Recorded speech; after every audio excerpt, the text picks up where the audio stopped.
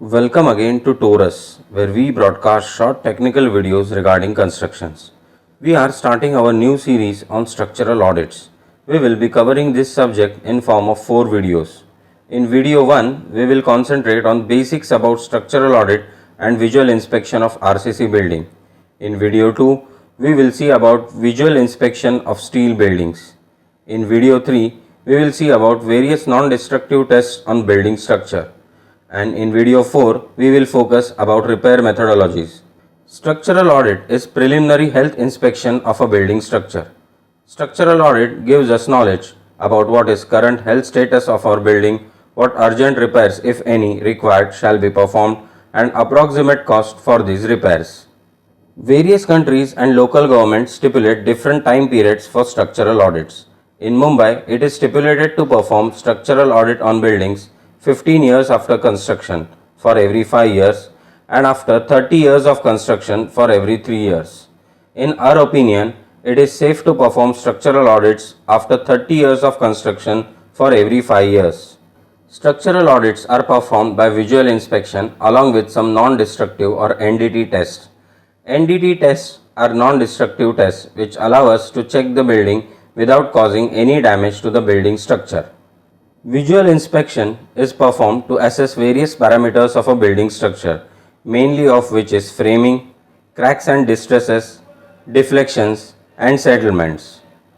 Frame checking involves inspecting how is the building framed, how does the load transfer take place, which columns are likely to bear higher loads, more susceptible to damages, etc. Cracks are the first signs of any distress in a building structure. There are various types of cracks which happen in a building. Separation cracks. These happen at the junction of two different materials of construction. For example, between RCC column and brick wall as can be seen. These are mere separation cracks and do not necessarily indicate any structural damage. A simple remedy for them would be to remove paint and plaster and redo the same using a mesh connecting two different materials. Shear cracks are inclined and indicate shear failure. They happen at the junction like that of beam and column due to excessive shear force. A solution to these would be to do some additional strengthening of these junctions. Horizontal cracks mainly indicate uneven settlement. Almost all buildings settle over a period of time. Horizontal cracks happen due to uneven settlements. They shall not be much cause of worry if they are not increasing and are minor. This can be verified only by a competent structural engineer. They can be repaired by provision of additional construction material in the gaps. Vertical and inclined cracks indicate load failure or excessive loads. These happen when vertical column or a horizontal beam is unable to take the excessive loads they are subjected to. Many a times bulging also happens. Deflections indicate structure being weak to carry out given loads on it.